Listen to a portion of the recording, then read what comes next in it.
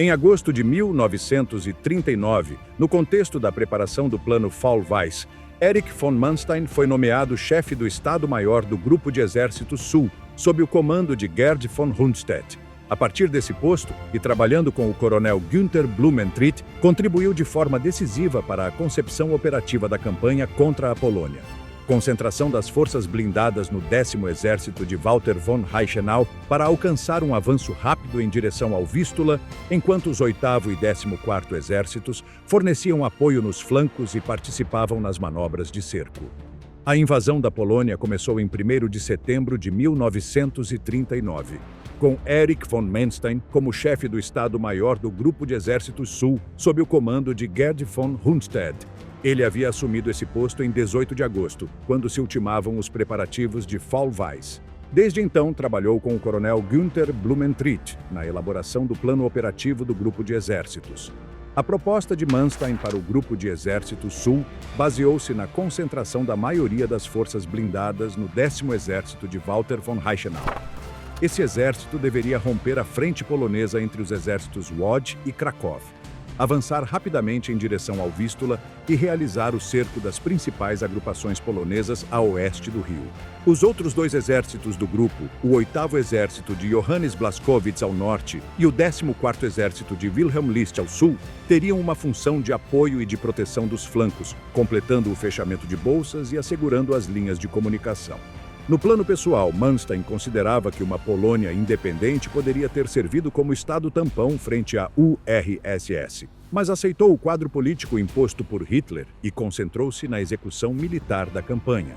Seu posto situava-o no quartel-general do Grupo de Exército Sul, instalado em um mosteiro a dezenas de quilômetros da frente, de onde coordenou por telefone e mensageiros as ações dos 3 exércitos subordinados. Desde 1º de setembro, o 10º Exército aplicou o conceito de Schwerpunkt concebido no Estado-Maior de Manstein. Penetrações profundas de formações blindadas e motorizadas em um setor relativamente estreito, exploradas com rapidez para desorganizar a defesa polonesa.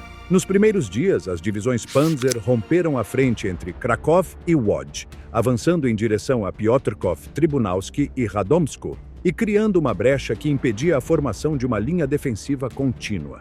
A função do 8º Exército ao norte foi manter o contato com o Grupo de Exércitos Norte e pressionar sobre Łódź, fixando forças polonesas que de outro modo poderiam ter se retirado em ordem em direção ao Vístula.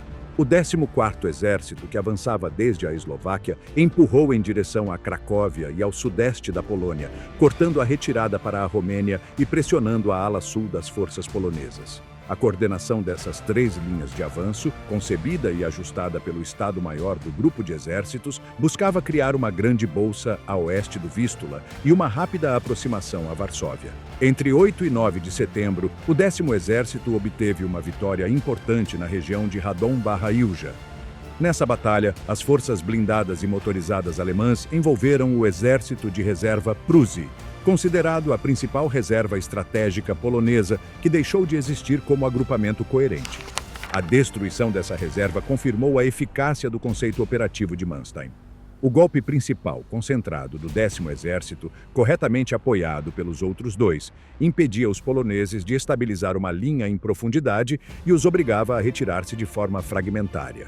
O contra-ataque polonês no rio Bizura, de 9 a 19 de setembro, constituiu a maior batalha da campanha e uma prova crítica para o plano alemão. As forças dos exércitos Poznań e Pomerania golpearam o flanco do 8º Exército, obtendo avanços locais e obrigando o comando alemão a desviar unidades blindadas e aéreas para conter a ameaça. Da perspectiva do Grupo de Exército Sul, a coordenação da resposta, baseada em reforçar o 8º Exército com elementos do 10º, reordenar eixos de avanço e manter a pressão geral em direção a Varsóvia, recaiu sobre o quartel-general de Rundstedt, onde Manstein desempenhou um papel central na redistribuição de forças. Embora a Batalha do Bizura tenha atrasado por vários dias o avanço alemão sobre Varsóvia, terminou em um amplo cerco e na destruição das agrupações polonesas participantes. Isso permitiu às forças do Grupo de Exército Sul retomar o avanço coordenado em direção à capital e para o leste, ao mesmo tempo que as tropas do Grupo de Exércitos Norte desciam a partir da Prússia Oriental. O modelo operativo que estava sendo aplicado tornar-se-ia depois um elemento fundamental da imagem pública da Blitzkrieg. Em 17 de setembro, a invasão soviética a partir do leste, de acordo com o protocolo secreto do Pacto Germano-Soviético, alterou o quadro geral da campanha. Do ponto de vista de Manstein, isso significou a necessidade de ajustar os limites de avanço e os objetivos de cerco para evitar confrontos incidentais com o Exército Vermelho, ao mesmo tempo em que se acelerava a liquidação dos bolsões poloneses ainda ativos a oeste do Bug e do Sun. A coordenação entre os grupos de exércitos alemães e as forças soviéticas foi gerida em grande medida em nível político e de alto comando, mas implicou novas instruções operativas para os quartéis generais de grupo, entre eles o de Rundstedt. Em 28 de setembro, a queda de Varsóvia e o colapso das últimas resistências organizadas confirmaram a vitória alemã. A campanha concluiu-se formalmente em 6 de outubro, após a Batalha de Kock. Para então, o Grupo de Exército Sul havia cumprido os objetivos previstos no plano elaborado em agosto: destruição das principais forças polonesas na Polônia Central e Meridional, ligação com o Grupo de Exércitos Norte e ocupação de uma ampla zona a oeste da linha de partição com a URSS. No balanço interno, a atuação de Manstein foi avaliada positivamente. O dispositivo de 3 exércitos, com um Schwerpunkt blindado bem definido, permitira absorver crises locais como a do Bisura sem perder a coerência operativa.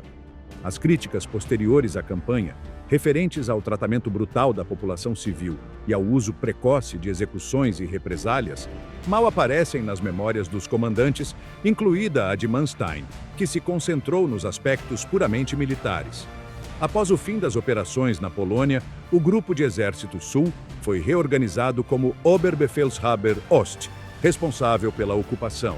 Manstein, já com o prestígio reforçado como um dos planejadores mais capazes do exército, foi transferido em outubro de 1939 para o cargo de chefe do Estado-Maior do recém-criado Grupo de Exércitos A, novamente sob Rundstedt, agora destinado à Frente Ocidental. A partir de Koblenz, começou a participar no planejamento de Fall-Gelb, a ofensiva contra a França e os Países Baixos, na qual em breve entraria em conflito com o plano inicial elaborado por Franz Halder no alto comando do exército. Plano Manstein, a campanha da França e o caminho para a Operação Barbarossa. No final de 1939, Erich von Manstein exercia o cargo de chefe do Estado-Maior do Grupo de Exércitos A na Frente Ocidental, sob o comando de Gerd von Rundstedt.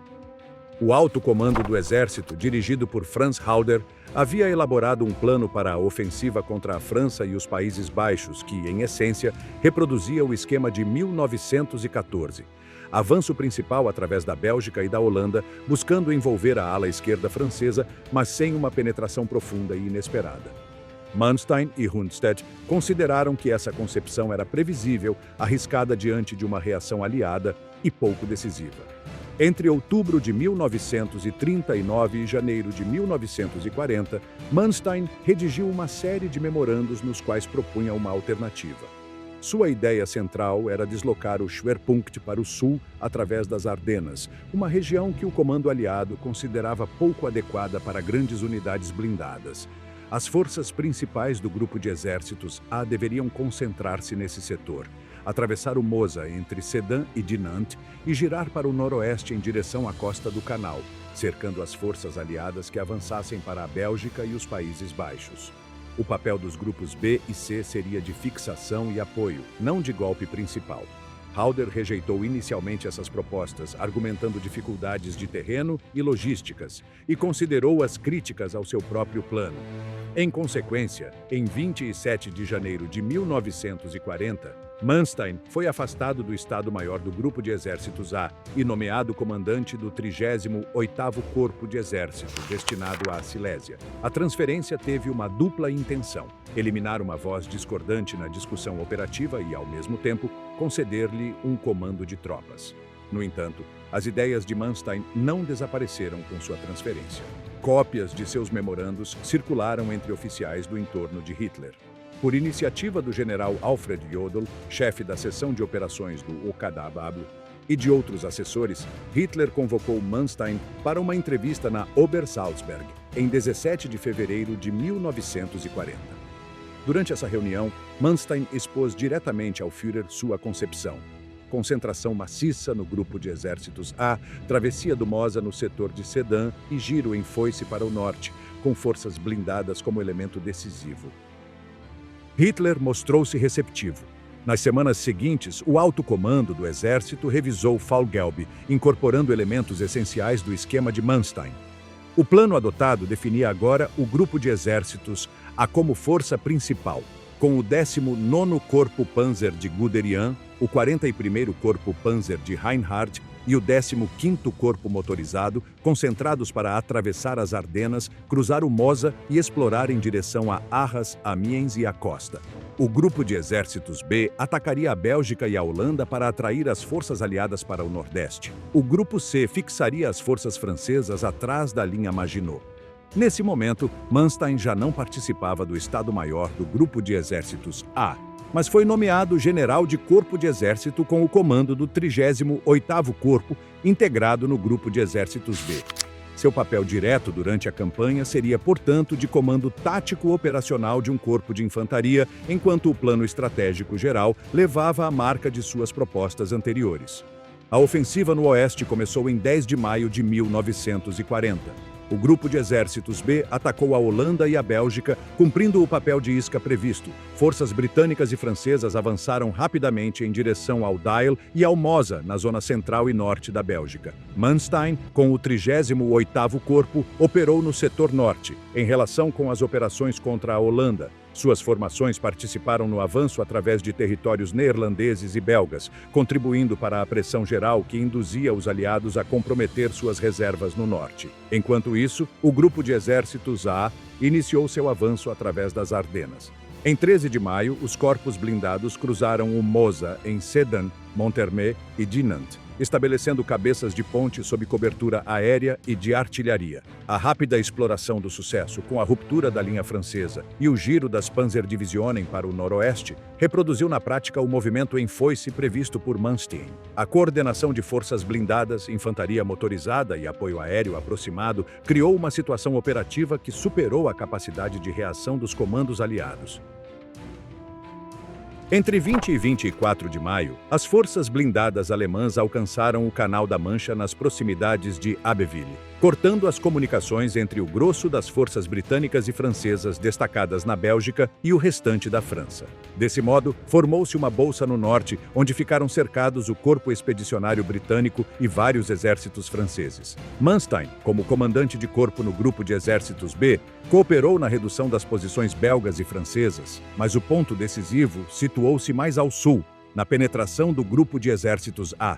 A decisão de Hitler de deter temporariamente as forças blindadas diante de Dunkerque durante vários dias, permitindo a evacuação do grosso do Corpo Expedicionário Britânico, foi objeto de intenso debate.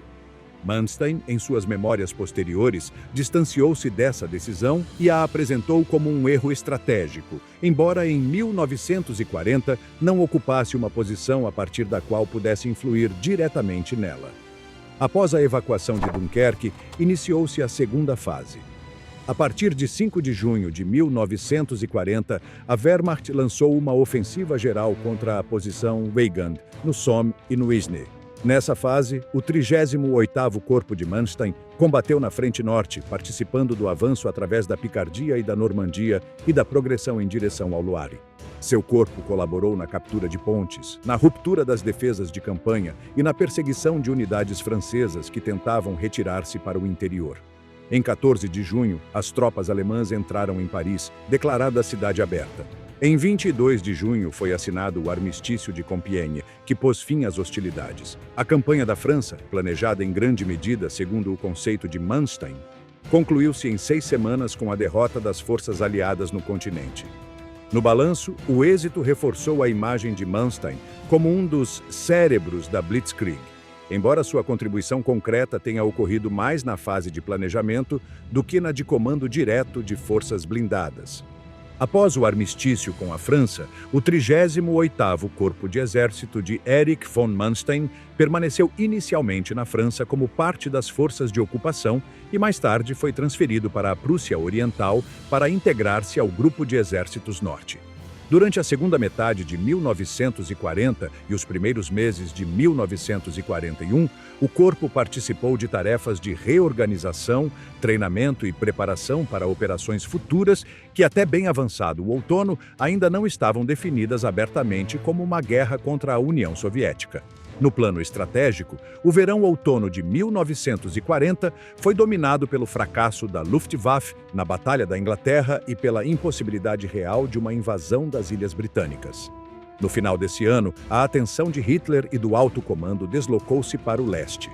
Em 18 de dezembro de 1940, o Führer assinou a Diretiva número 21, que ordenava a preparação da Operação Barbarossa, a invasão da URSS, com o objetivo declarado de destruir suas forças armadas em uma campanha curta. O desdobramento geral previa 3 grupos de exércitos: Norte, Centro e Sul. O Grupo de Exércitos Norte, com base na Prússia Oriental, teria a missão de avançar pelos países bálticos e capturar Leningrado. Nesse quadro, o 38º Corpo manteve seu caráter de corpo de infantaria dentro do Grupo de Exércitos Norte, mas Manstein foi selecionado para um papel diferente daquele que havia desempenhado até então.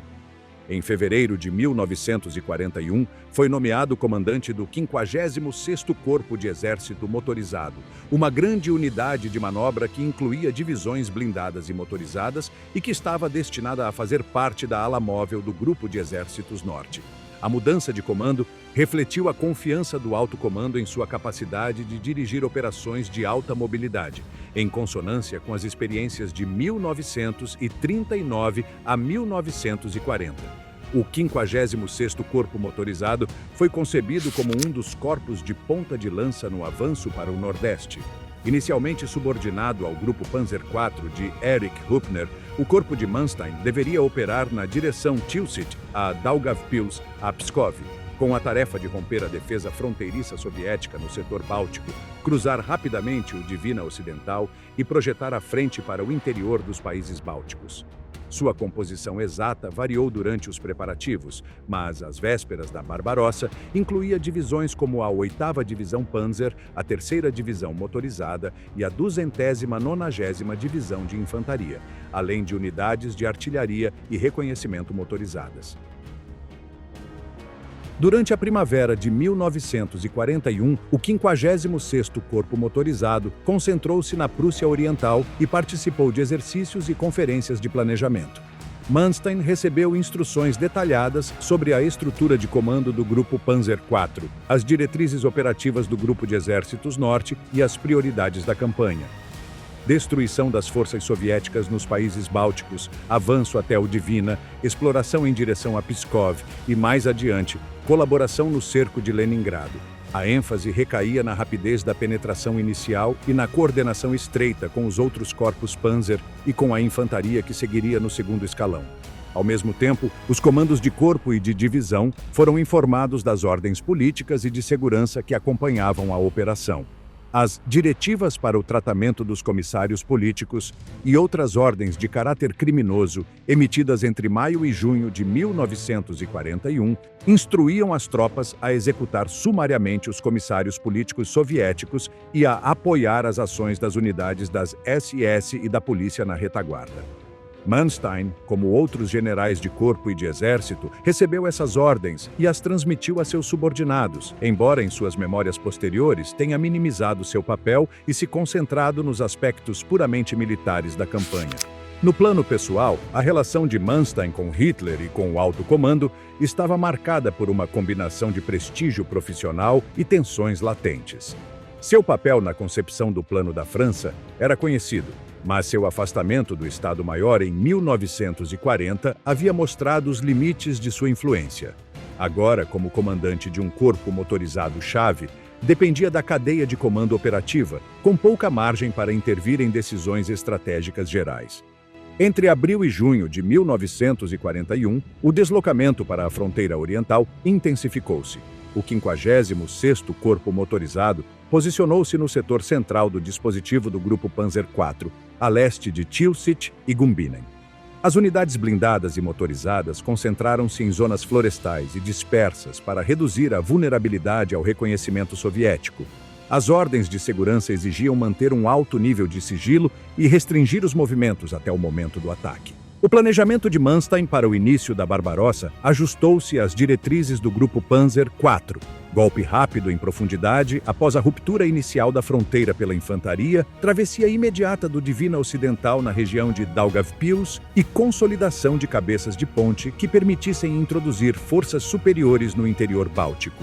Previa-se que as divisões Panzer do 56º Corpo se desdobrassem em coluna, com avançadas de reconhecimento e destacamentos adiantados para assegurar pontes e pontos de passagem, seguidos pelo grosso dos carros de combate e da infantaria motorizada. Barbarossa, o assalto à Crimeia e a queda de Sebastopol.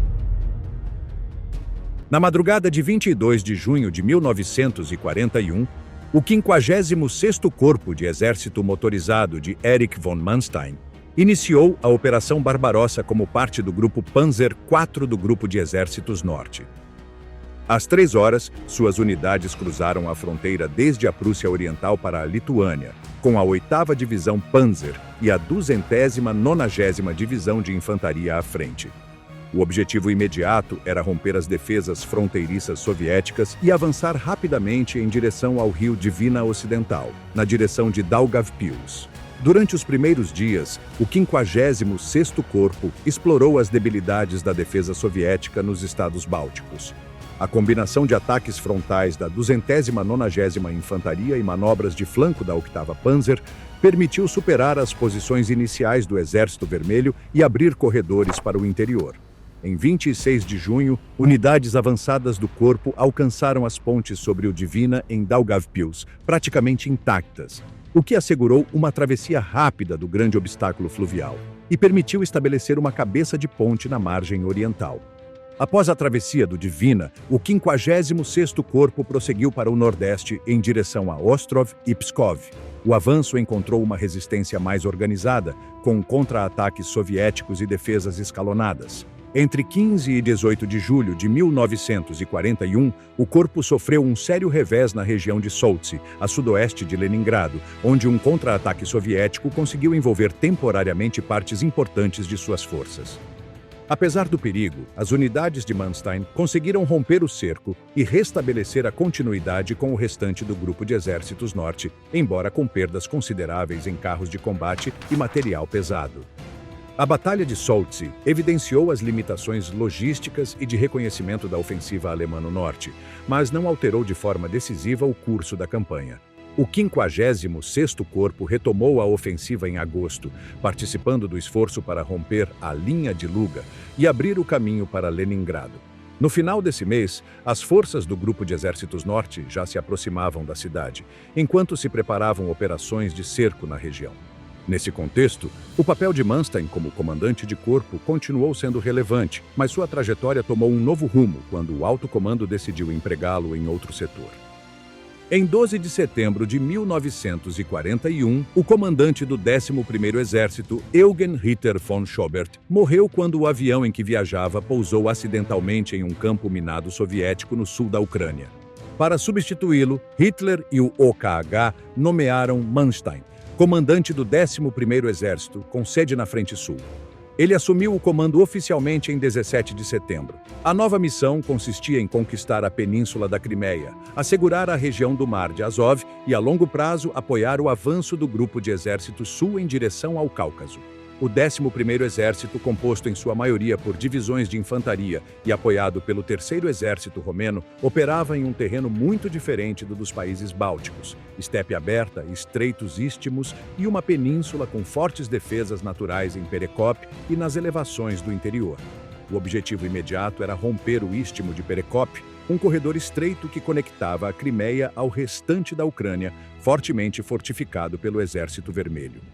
No final de setembro e início de outubro, o Livre Corpo do 11º Exército, com as 45ª e 73ª Divisões de Infantaria, atacou as posições soviéticas em Perekop e na linha de Ishum. A ruptura foi alcançada após vários dias de combates intensos e com perdas significativas. Enquanto desenvolvia a ofensiva no Istmo, Manstein teve de enfrentar contra-ataques soviéticos sobre o flanco oriental do 11º Exército, na região de Melitopol e do Mar de Azov.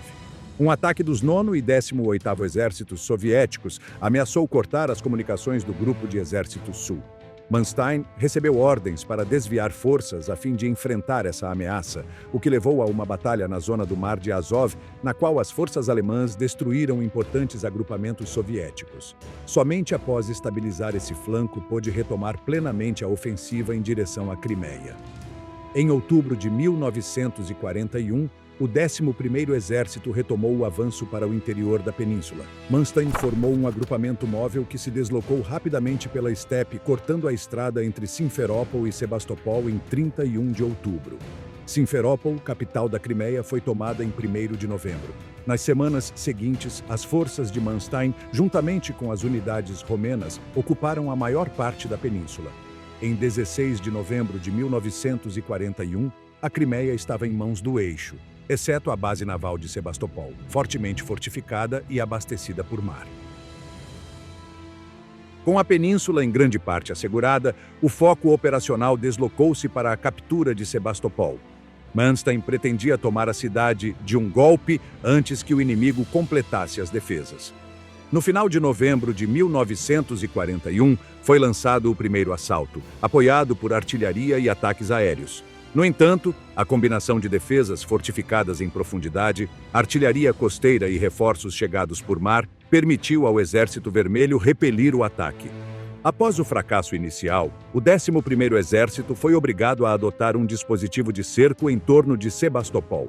Em 17 de dezembro de 1941, Manstein ordenou uma segunda ofensiva contra as posições da cidade. Essa operação tampouco conseguiu uma ruptura decisiva.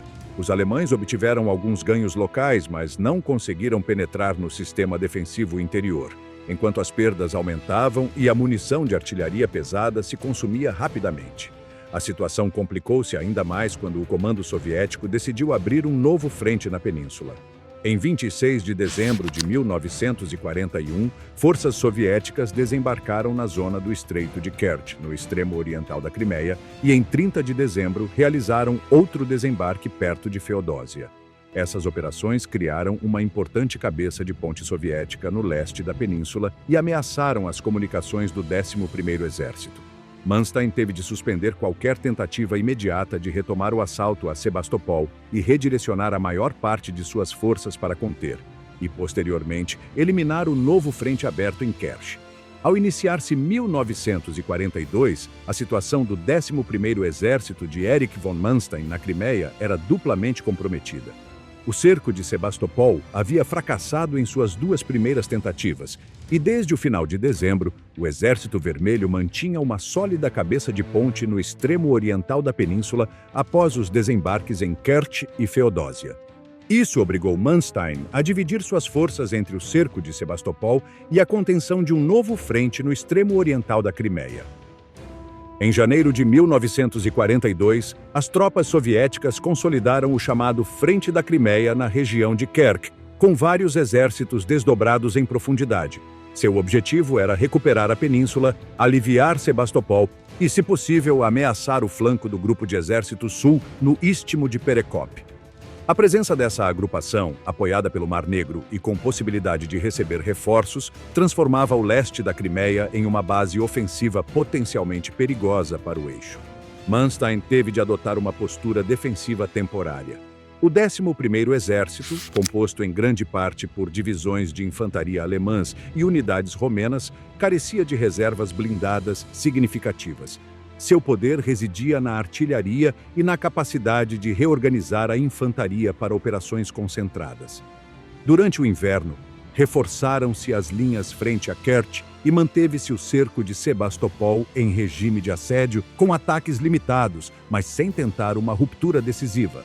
As condições climáticas, as dificuldades logísticas e a prioridade operativa que o alto comando atribuía a outros setores desaconselhavam uma ofensiva de grande escala antes da primavera.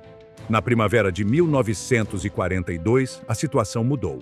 No início de maio, o comando soviético lançou uma ofensiva a partir da cabeça de ponte de Kerch para ampliar sua zona de controle e melhorar a posição de partida para operações futuras. As forças do Frente da Crimeia atacaram em vários setores, mas os avanços iniciais foram modestos e geraram salientes vulneráveis. Manstein aproveitou essa circunstância para organizar uma ofensiva de contra-ataque concentrado, com o objetivo de destruir o Frente da Crimeia e libertar o leste da península. A operação, conhecida como Trappenjagd, começou em 8 de maio de 1942. Manstein concentrou o 4º Corpo de Exército e as unidades móveis disponíveis em um setor relativamente estreito, apoiado por um forte fogo de artilharia e por um uso intensivo da Luftwaffe sobre as concentrações soviéticas. O ataque rompeu as linhas avançadas do Frente da Crimeia e explorou rapidamente em direção à retaguarda soviética. O emprego de penetrações profundas e envolvimentos em nível operacional permitiu desorganizar a defesa e isolar grandes grupos de tropas soviéticas em bolsões separados. No decurso de menos de 2 semanas, as forças do 11º Exército destruíram ou capturaram a maior parte das unidades soviéticas desdobradas na cabeça de ponte. A evacuação por mar a partir de Kerch foi insuficiente para salvar a maioria das tropas e o Frente da Crimeia deixou de existir como agrupamento organizado. No final de maio de 1942, o leste da Crimeia estava novamente sob controle do eixo. Essa vitória eliminou a ameaça sobre o flanco do 11º Exército e permitiu a Manstein concentrar seus recursos em um objetivo principal: a tomada de Sebastopol. Com Kerch neutralizado, o alto comando destinou a Manstein reforços de artilharia pesada e superpesada para o assalto final à fortaleza. Entre eles, encontravam-se peças de grande calibre, como os obuses de 600 mm e o canhão Dora de 800 mm, destinados a bater fortificações profundas. A Luftwaffe também designou unidades adicionais de bombardeio para apoiar o ataque. O plano de Manstein consistia em uma ofensiva sistemática, dirigida contra setores selecionados do cinturão defensivo, com preparação artilheira prolongada e ataques escalonados de infantaria. A terceira ofensiva contra Sebastopol começou em 7 de junho de 1942 com um intenso bombardeio de artilharia e aéreo, que se prolongou por vários dias. As defesas soviéticas, organizadas em vários anéis com fortins, baterias costeiras e posições de artilharia de campanha, ofereceram uma resistência considerável. As divisões do 11º Exército, apoiadas por unidades romenas, avançaram lentamente, ocupando fortificações uma a uma por meio de ataques combinados de infantaria, artilharia e engenheiros. A luta concentrou-se em setores como o norte da Baía de Sebastopol e as elevações ao sul, onde se encontravam algumas das posições mais fortes. Ao longo de junho, a resistência soviética foi se enfraquecendo sob a pressão combinada da artilharia pesada, dos ataques aéreos e da perda sucessiva de posições-chave. As tentativas de abastecer a cidade por mar a partir do Cáucaso foram cada vez mais dificultadas pela aviação e pela artilharia costeira do eixo. No final do mês, as defesas interiores estavam seriamente comprometidas. Em 1º de julho de 1942, as forças de Manstein conseguiram penetrar nas defesas finais e, em 3 de julho, considerou-se concluída a conquista de Sebastopol, com a captura dos últimos focos organizados de resistência. A queda de Sebastopol foi uma das maiores vitórias tático-operacionais da Wehrmacht na Frente Oriental em 1942. Pelo seu papel na campanha da Crimeia e na tomada da fortaleza, Manstein foi promovido a marechal de campo em 1º de julho de 1942. O 11º Exército passou a ser identificado como uma força de cerco eficaz, capaz de combinar artilharia pesada, infantaria e apoio aéreo em operações complexas. No entanto, a campanha também implicou um desgaste considerável em tropas e material e desenvolveu-se em um momento em que o alto comando necessitava de forças móveis para a ofensiva de verão em direção ao Volga e ao Cáucaso. Após a captura de Sebastopol, o 11º Exército foi retirado da Crimeia para ser empregado em novos objetivos. O plano original do alto comando era utilizá-lo no norte, em apoio ao Grupo de Exércitos Norte, em uma operação destinada a capturar Leningrado. Sob o nome código Nordlicht, ou Aurora Boreal, projetou-se um ataque coordenado. O 11º Exército de Manstein, com sua artilharia pesada, seria transferido para a região de Leningrado para executar um assalto concentrado contra a cidade, enquanto forças do Grupo de Exércitos Norte pressionariam a partir de suas posições existentes. Durante o verão de 1942, elementos do 11º Exército, incluindo artilharia e unidades selecionadas, foram transferidos para o norte. Manstein assumiu o comando da operação prevista no setor de Leningrado, que deveria iniciar-se uma vez concluído o desdobramento. A ideia era reproduzir, em certa medida, o modelo aplicado em Sebastopol: preparação artilheira maciça, ataques contra setores-chave do cinturão defensivo urbano e coordenação estreita com a Luftwaffe. A execução, contudo, seria alterada pela evolução geral da Frente Oriental. Em agosto de 1942, antes que Nordlicht pudesse ser posta em marcha, o Exército Vermelho lançou a ofensiva de Siniavino a sudeste de Leningrado, com o objetivo de romper o bloqueio e estabelecer um corredor terrestre até a cidade. As forças soviéticas atacaram as posições alemãs e finlandesas, obrigando o Grupo de Exércitos Norte a empregar as tropas recém-chegadas do 11º Exército como reserva defensiva. Em vez de utilizá-las para um assalto planejado, Manstein foi obrigado a empregá-las em contra-ataques e ações de contenção, a fim de restabelecer a linha e evitar o levantamento do cerco. Stalingrado, o grupo de exércitos Don, Kharkov e Kursk.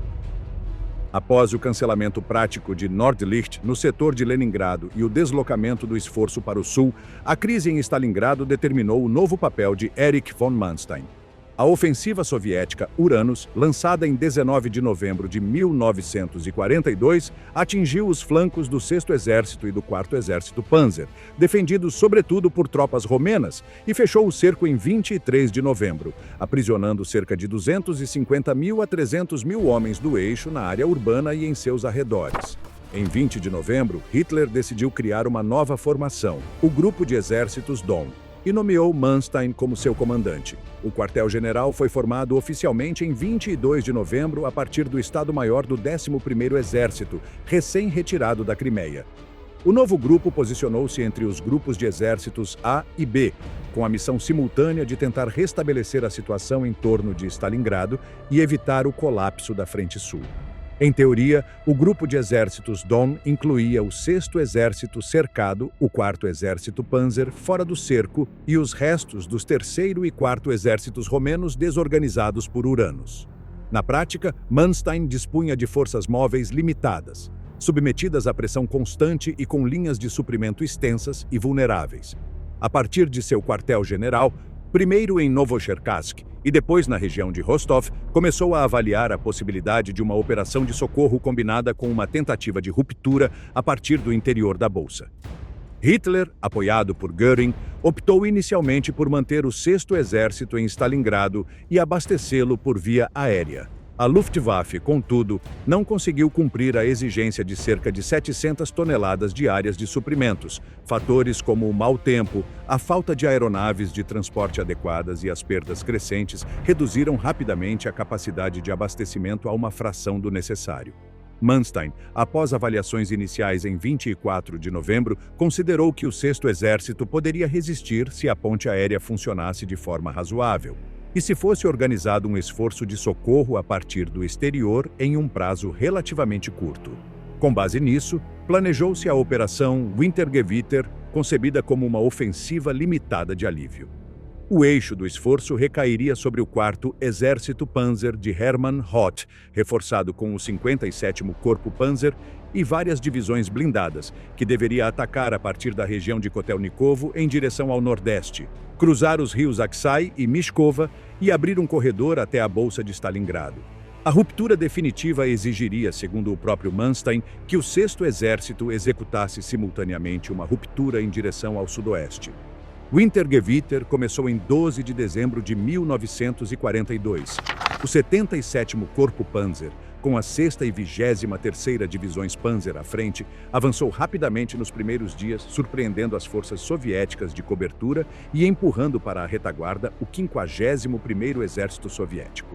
Algumas unidades percorreram até 60 quilômetros no primeiro dia e, em 19 de dezembro, as avançadas alemãs haviam alcançado o rio Mishkova, a cerca de 48 quilômetros do perímetro do 6º Exército. Nesse ponto, porém, intervieram vários fatores adversos. A Stavka havia adiado a grande ofensiva Saturno para poder reforçar o anel exterior e, em particular, introduzir o segundo exército de guardas como força de choque frente à penetração de Hoth. A partir de 20 de dezembro, as unidades alemãs no Mishkova enfrentaram contra-ataques maciços de blindados e artilharia soviéticos, em condições de frio extremo e grandes dificuldades logísticas. Ao mesmo tempo, a situação no restante do fronte de Manstein deteriorava-se de forma acelerada. A ofensiva soviética no rio Shir, a oeste de Stalingrado, obrigou ao emprego do 48º Corpo Panzer para conter novas penetrações. Mais a oeste, o desenvolvimento da ofensiva Saturno, reduzida contra o 8º Exército Italiano, ameaçava as comunicações em direção a Rostov e a retaguarda de todo o dispositivo do Grupo de Exércitos Don. Nesse contexto, Manstein dirigiu a Hitler pedidos para autorizar o 6º Exército a romper o cerco enquanto Wintergewitter ainda conservava ímpeto ofensivo. Segundo fontes posteriores, em 19 de dezembro, ele sustentou que uma ruptura coordenada, embora custosa, ainda era possível. Para isso, Paulus deveria abandonar a maior parte de sua artilharia pesada e equipamento, concentrar combustível e realizar um avanço decidido em direção ao sudoeste. Hitler recusou-se, insistindo em manter Stalingrado como bastião e em continuar confiando no abastecimento aéreo. Paulus, por sua vez, não desobedeceu às ordens do Führer, nem iniciou um movimento de ruptura por iniciativa própria. Diante do risco crescente de que as forças de socorro fossem cercadas por sua vez e com as frentes do Don e do Shir no limite, Manstein decidiu deter e retirar o 57º Corpo Panzer. Entre 23 e 24 de dezembro, a ofensiva foi cancelada e as divisões blindadas recuaram primeiro para a região de Kotelnikovo e depois mais para oeste, em direção ao Don e ao Manik. Wintergewitter havia fracassado em seu objetivo principal de abrir um corredor até Stalingrado, embora tivesse fixado importantes forças soviéticas durante quase 2 semanas. Após o fracasso do socorro, o destino do 6º Exército ficou selado. A partir de janeiro de 1943, a Stavka lançou a Operação Koltso para reduzir sistematicamente a bolsa. As tropas cercadas, sem combustível suficiente para uma tentativa séria de ruptura e com suprimentos muito abaixo do necessário, foram empurradas para o interior da cidade. Em 31 de janeiro, renderam-se os setores sul e central, e em 2 de fevereiro caiu a parte norte, com Paulus feito prisioneiro juntamente com os restos de suas divisões. Stalingrado tornou-se uma derrota estratégica de primeira ordem para a Alemanha. Enquanto isso, o Grupo de Exércitos Don continuava a enfrentar a expansão da ofensiva soviética para o oeste. No início de 1943, novas operações soviéticas atingiram o Grupo de Exércitos B e o flanco norte das forças de Manstein, alcançando a reconquista de Rostov, Voroshilovgrad e Kharkov, e criando uma situação na qual o colapso da Frente Sul parecia possível. Organizacionalmente, o Grupo de Exércitos Don sofreu modificações. Em 12 de fevereiro de 1943, após a perda definitiva de Stalingrado e a retirada do Grupo de Exércitos A do Cáucaso, o Grupo de Exércitos Don foi reorganizado e redesignado como novo Grupo de Exércitos Sul, com Manstein no comando. Esse grupo herdou as forças do antigo Grupo de Exércitos B em retirada e parte das do Grupo de Exércitos A, com uma estrutura que incluía o 1º Exército Panzer, o 4º Exército Panzer e várias agrupações de infantaria em processo de reorganização. Nesse novo quadro, Manstein enfrentou uma dupla tarefa: evitar que as penetrações soviéticas cortassem o acesso à Ucrânia Ocidental e ao Dnieper, e, se as circunstâncias o permitissem, restabelecer algum tipo de linha defensiva em profundidade.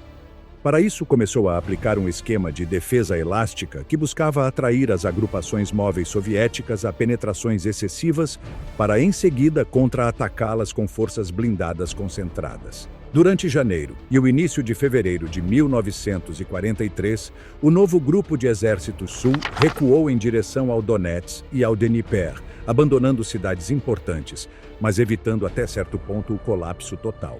A retirada, realizada em condições de inverno e com numerosas unidades desgastadas, implicou em muitos casos a perda de material pesado, mas permitiu conservar o núcleo de várias divisões blindadas e motorizadas que seriam decisivas na fase seguinte. A contraofensiva de Manstein, conhecida pelos alemães como Campanha do Donets e pela historiografia como Terceira Batalha de Kharkov, desenvolveu-se em várias fases.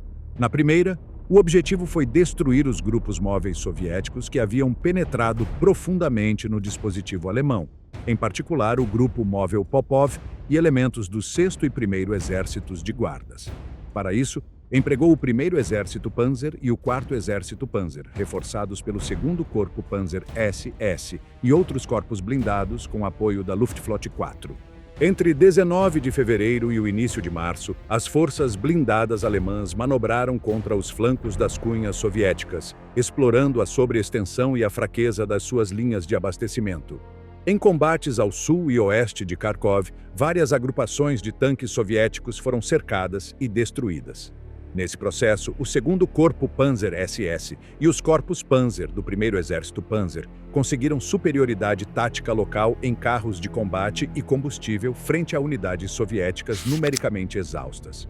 Uma vez desarticuladas as vanguardas soviéticas, Manstein ordenou que o sucesso fosse explorado para o norte. De 7 a 10 de março, o 2º Corpo Panzer SS e divisões como a Grossdeutschland viraram em direção a Kharkov, separando os exércitos soviéticos 40º e 69º e criando uma brecha nas suas comunicações. Em 11 de março, começou o assalto urbano. Após vários dias de combates casa por casa, em 15 de março, a cidade foi recapturada. Em 18 de março, caiu Belgorod. As cifras resumidas indicam que, no setor do Grupo de Exército Sul, a contraofensiva destruiu ou desorganizou vários exércitos soviéticos, com dezenas de milhares de baixas e centenas de tanques e peças capturados ou destruídos. Para a Wehrmacht, foi a última grande vitória operacional no leste. Alguns autores a descrevem como um breve retorno à iniciativa, sem alterar o desequilíbrio estratégico global. Com a chegada do degelo no final de março de 1943, as grandes operações foram interrompidas. A frente estabilizou-se em torno do Donets, com um saliente pronunciado ao redor de Kursk, cujo vértice permanecia nas mãos soviéticas após as ofensivas de inverno. A recaptura de Kharkov e Belgorod por Manstein havia contribuído para definir esse saliente, que se estendia entre Oriol ao norte e Belgorod ao sul. Na fase de planejamento seguinte, Hitler e o OKH debateram o que fazer. O Führer inclinou-se por uma ofensiva limitada contra o saliente de Kursk para destruir as reservas blindadas soviéticas, recuperar a iniciativa e liberar divisões blindadas para o teatro ocidental. Manstein, por sua vez, defendeu a ideia de uma estratégia de golpe de revés. Permitir uma ofensiva soviética para o oeste e contra-atacar em condições favoráveis, preferencialmente perto do Dnieper. Apesar de suas reservas sobre uma ofensiva frontal contra um saliente bem preparado, ele acabou aceitando a decisão de Hitler quando esta foi confirmada. No esquema definitivo de Zitadelle, o Grupo de Exércitos Sul de Manstein assumiria a pinça sul do ataque contra o saliente, com o 4º Exército Panzer de Hoth e o Destacamento de Exército Kempf como forças principais. O 2º Corpo Panzer SS, o 3º Corpo Panzer e outras divisões blindadas e pesadas constituíam o núcleo de choque. O Grupo de Exército Centro, com o 9º Exército de Model, executaria a pinça norte. Os contínuos adiamentos da data de início permitiram à Stavka transformar o saliente de Kursk em uma zona fortemente fortificada, com cinturões de minas, trincheiras e posições anticarro escalonadas, além de um grande volume de reservas estratégicas situadas em profundidade. Quando Zitadelle finalmente começou em 5 de julho de 1943, a surpresa tática era mínima e o Exército Vermelho havia concentrado forças superiores em homens, carros e artilharia. No setor de Manstein, o 4º Exército Panzer e o destacamento Kempf conseguiram penetrações mais profundas do que o 9º Exército ao norte. Nos primeiros dias, o 2º Corpo Panzer SS avançou em direção a Prokhorovka, enquanto o 3º Corpo Panzer operava mais a leste. As forças alemãs romperam vários cinturões defensivos e destruíram um número significativo de tanques soviéticos, mas à custa de perdas próprias e de um elevado consumo de combustível e munição. Em 12 de julho, a batalha se concentrou no setor de Prokhorovka, onde unidades do 2º Corpo Panzer SS se enfrentaram com grandes formações blindadas soviéticas do frente da estepe. A historiografia revisou as cifras lendárias de destruições massivas, mas o resultado operacional foi que a ofensiva alemã se deteve sem conseguir uma ruptura. Nesse mesmo dia, começou a ofensiva soviética Kutuzov contra o saliente de Oriol, comprometendo o grupo de exércitos centro. 3 dias depois, em 15 de julho, Hitler ordenou a suspensão de Zitadelle. Manstein defendeu nas conferências de meados de julho a continuação da ofensiva no setor sul, alegando que ainda estavam ocorrendo avanços e que o esgotamento soviético oferecia oportunidades.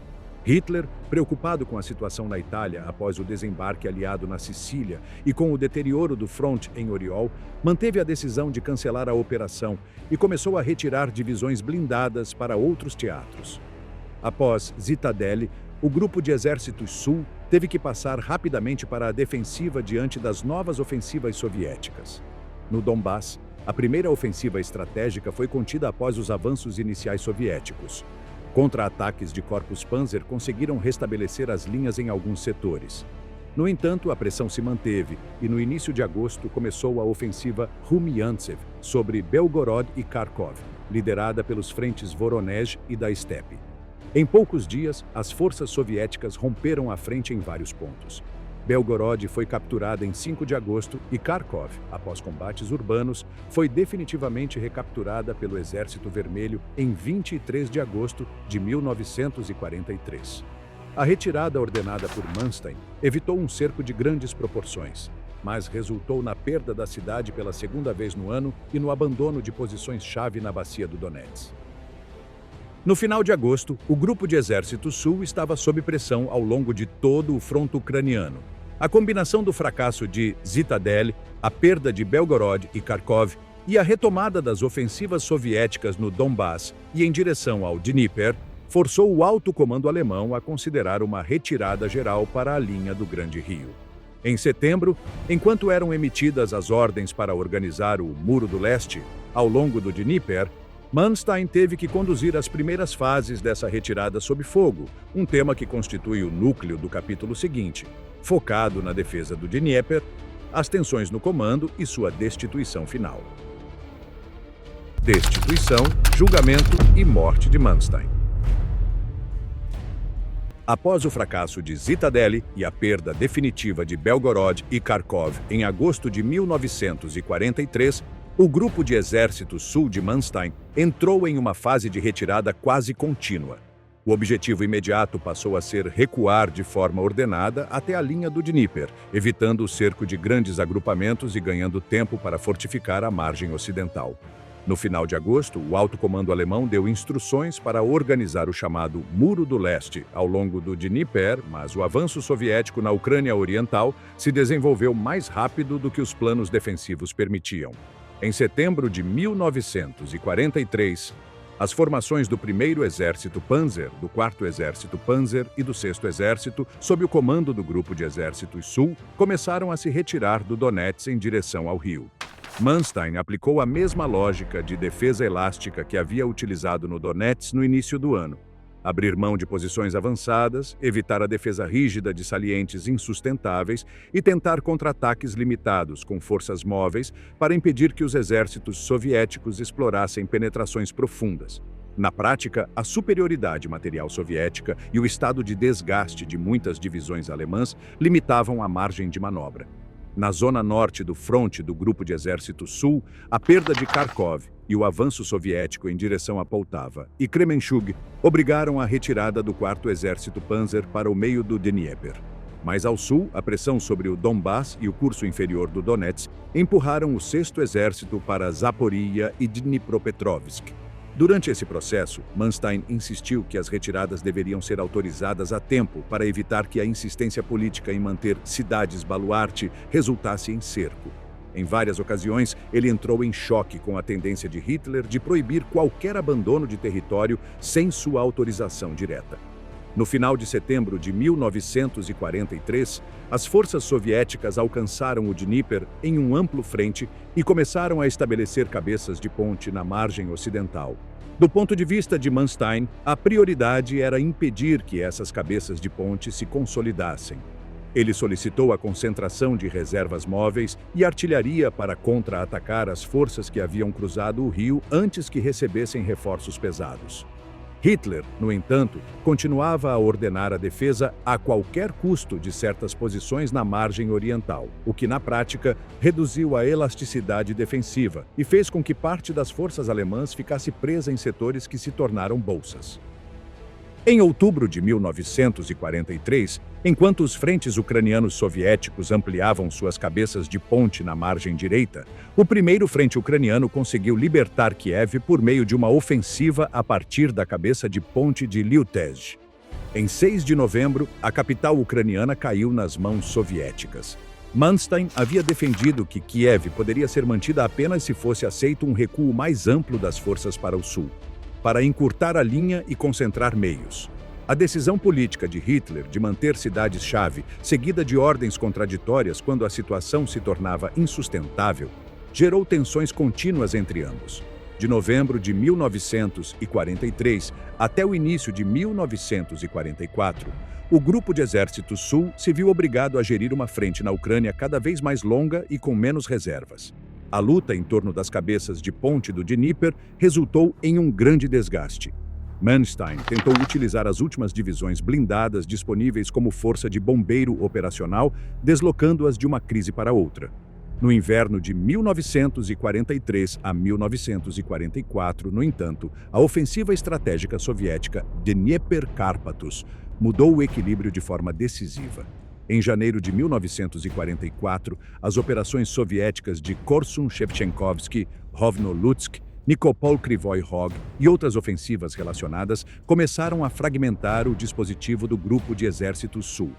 A Bolsa de Korsun-Cherkassy, criada pela penetração dos primeiro e segundo frentes ucranianos, prendeu 2 corpos de exército alemães. Manstein organizou uma operação de socorro, combinando ataques de fora da bolsa com uma tentativa de ruptura a partir de dentro. Embora parte das tropas cercadas tenha conseguido escapar, as perdas em homens e material foram muito altas, e a retirada ocorreu em condições caóticas, através de terrenos enlameados e sob fogo constante. Durante essas operações, Manstein continuou defendendo diante de Hitler a necessidade de uma estratégia flexível. Retrocessos operacionais para preservar forças e evitar cercos aniquiladores. Hitler, cada vez mais desconfiado de seus generais, insistia na defesa obstinada de pontos-chave e rejeitava propostas de recuos amplos. As discussões entre ambos nas conferências de situação no quartel de Zaporia e na Toca do Lobo tornaram-se mais ásperas. Manstein criticou a tendência do Führer de intervir em detalhes táticos e reter divisões Panzer como reserva pessoal sem um emprego claro. A meados de março de 1944, durante a ofensiva soviética Proskurov-Chernovtsi e a ofensiva Uman-Botossani, as forças do Grupo de Exército Sul foram empurradas para o oeste ao longo de toda a linha. Grandes setores do primeiro exército Panzer ficaram ameaçados de cerco na região de Kamenets-Podolsky. Embora Manstein tenha conseguido organizar uma retirada para o oeste que evitou uma destruição completa, o retrocesso até a fronteira da Galícia e as perdas acumuladas convenceram Hitler de que era necessário uma mudança de comando. Em 30 de março de 1944, Hitler destituiu Manstein do comando do Grupo de Exército Sul. Em uma entrevista final no quartel-general, ofereceu-lhe a condecoração da Cruz de Ferro com folhas de carvalho, espadas e diamantes, uma das mais altas distinções do Terceiro Reich, que Manstein aceitou. Nenhum novo comando foi atribuído a ele. Sua proposta de formar um comitê de generais para assessorar o Führer em questões estratégicas foi rejeitada.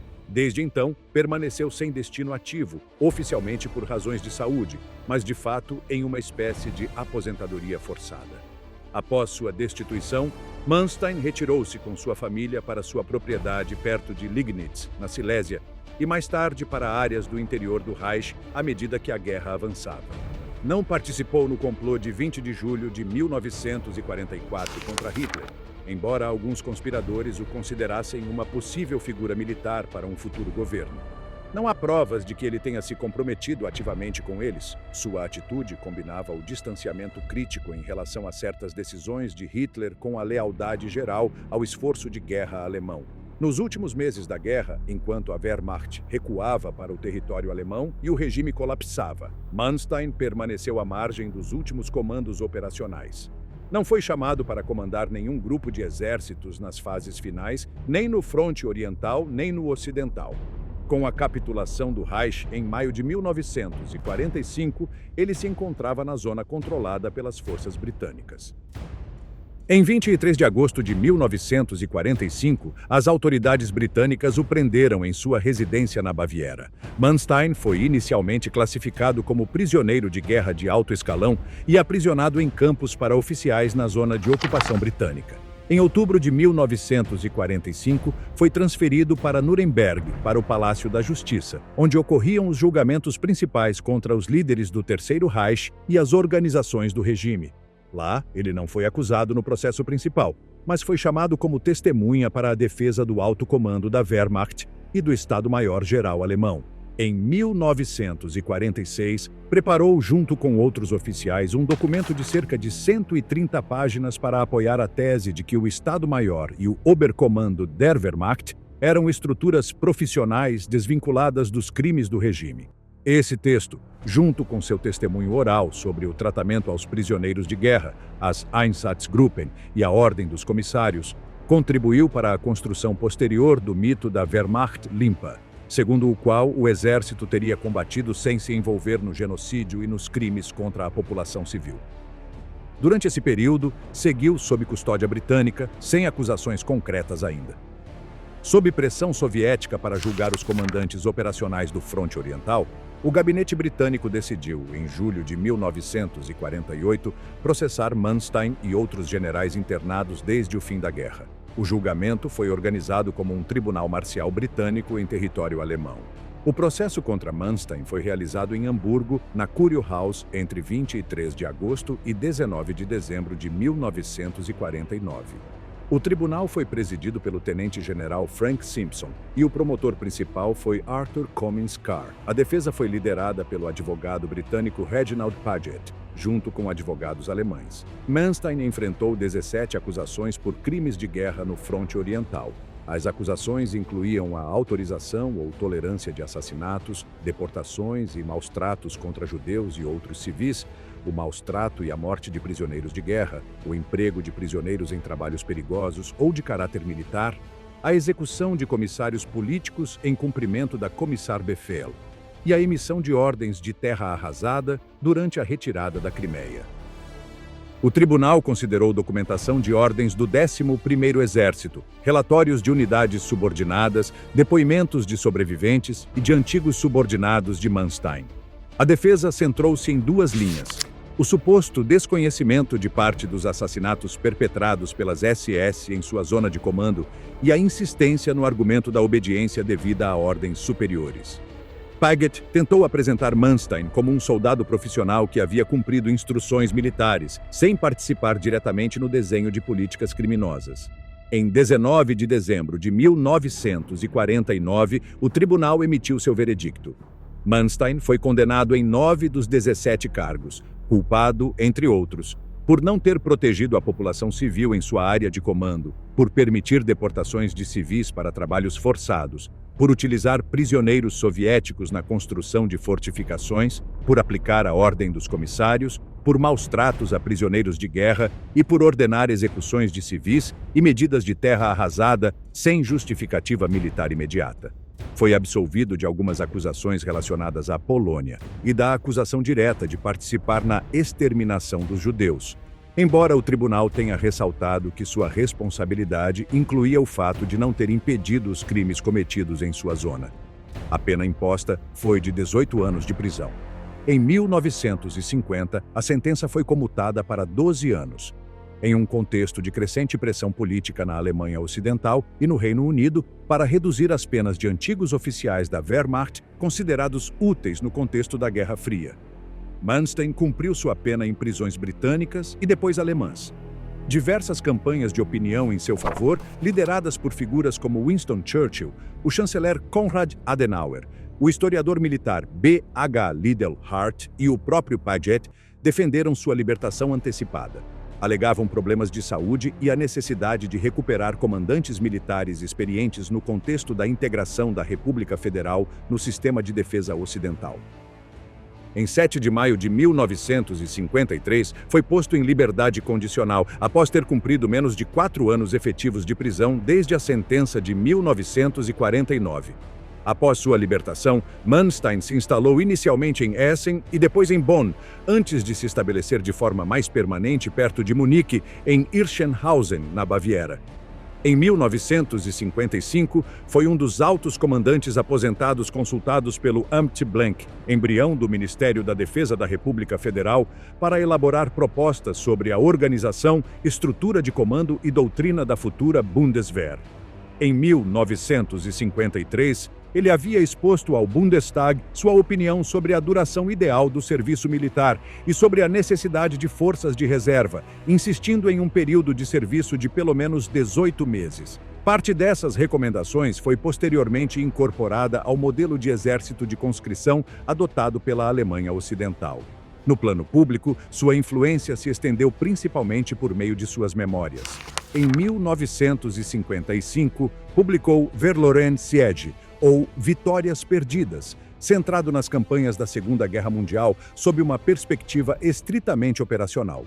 O livro foi um sucesso de vendas, traduzido para vários idiomas, e consolidou sua imagem como um dos grandes estrategistas da guerra, muito crítico com Hitler por sua interferência nas decisões militares, mas quase silencioso quanto ao contexto político e criminoso do conflito.